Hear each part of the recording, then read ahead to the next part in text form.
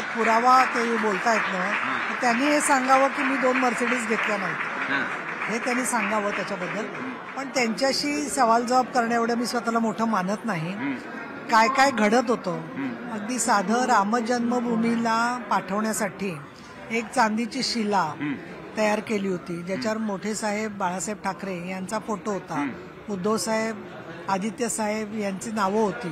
ती चांदीची शिला त्यांनी स्पर्श करून द्यायची होती आणि ती मी गोविंदगिरी महाराजांकडे अयोध्येला पाठवणार होते. ती मिटिंगला त्यांनी वेळ दिली, पण त्याचा पाठपुरावा करायला मला 20 ते 25 वेळेला पाठपुरावा करायला लागला आणि शेवटी मला तारीख जी मिळाली त्याच्यामध्ये आम्ही 2 ते 3 मिनिटांमध्ये ते कार्यक्रम करून आटपून निघालो आम्ही सगळेजण. ही माझ्यासारख्या व्यक्तीची एवढी जर का फरफट होत असेल तर बाकीच्या लोकांना किती त्रास होत होता साहेबांना भेटायला, हे उदाहरणं सगळी समोर आलेली आहेत. आणि भेटायचं नाही आणि ठराविक कोंडाळ्यातल्या लोकांना 2-4 जणांना भेटायचं आणि तिथून कारभार चालवायचा, याच्यामुळे राज्याचं भलं होत नाही असं माझं जर का मत असेल तर ते मला मत ठेवायचा अधिकार आहे.